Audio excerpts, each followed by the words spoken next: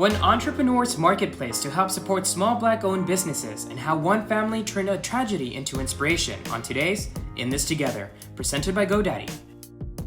Hey guys, and welcome to In This Together. I'm Alejandro Alba. Small businesses across the country have been some of the hardest hit by the pandemic, but one woman in Atlanta is using her community-driven initiative as a resource for both businesses and entrepreneurs who need assistance. Dr. Lakeysha Hallmon launched the Village Market in 2016 to uplift and support Black-owned businesses. We have quarterly marketplaces, now virtual marketplaces. We provide technical assistance and resources. We connect Black businesses to entrepreneurs and other entrepreneurs and investors. The Village Market was amazing in its physical form. Every quarter in Atlanta, we would gather over 3,000 people to shop from at least 100 businesses. It's one of the most loving and exhilarating experiences of community.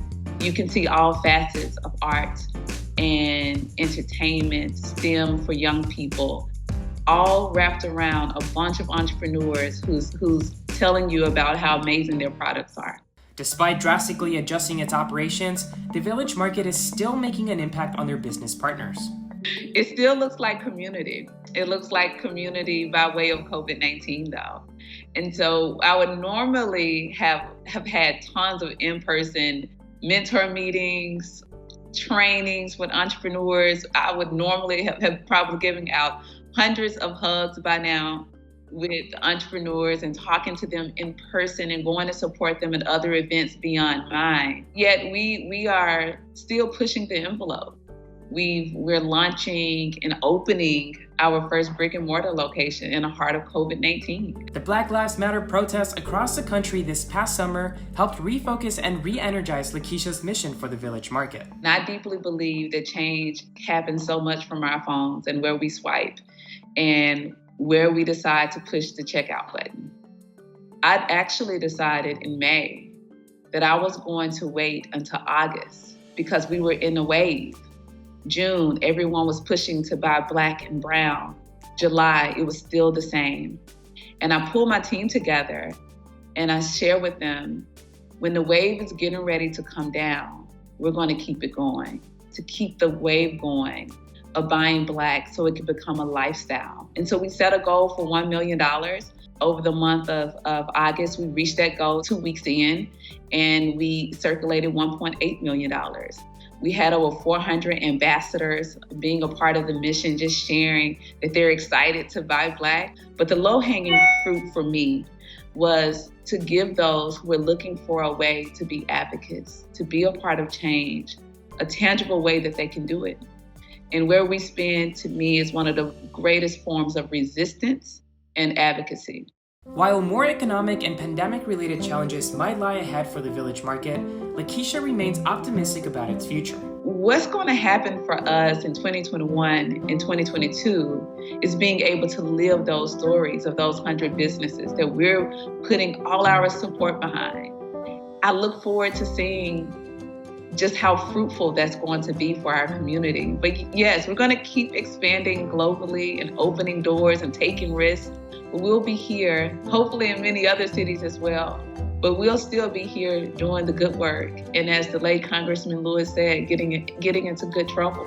And everything the Village Market has accomplished in this past year has strengthened Lakeysha's resolve. If COVID didn't happen, I don't know if I would have thought about my business this way. And so the hope for me has been those everyday stories of everyday people of resilience and the things that we don't know to expect in life, the goodness. I still so much believe in the goodness of everyday people in the everyday community.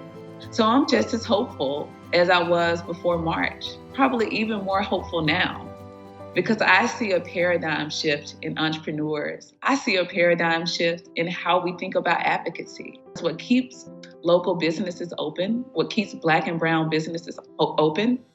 It's for everyday people deciding to just simply think about how they're going to spend differently and do it. We'll be leaving a link in the comment section below if you want more information on the Village Market.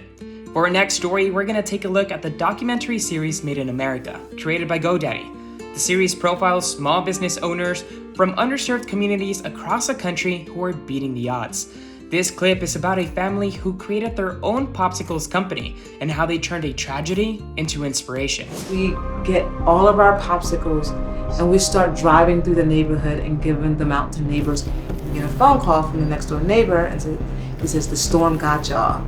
3 trees fell on our house. It was very scary to leave your house and come back and see it in shambles.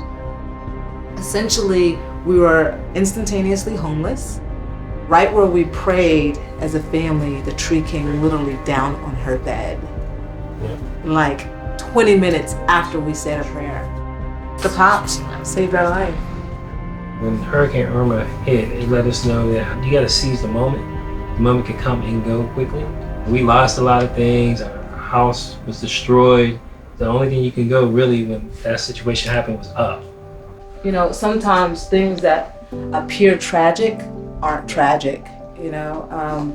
There's sometimes you have to be put in an uncomfortable position in order to have a paradigm shift in your life. Click the link below if you want to watch the full episode of Made in America. But that's it for today. I hope you're all doing well and making the most out of these difficult times.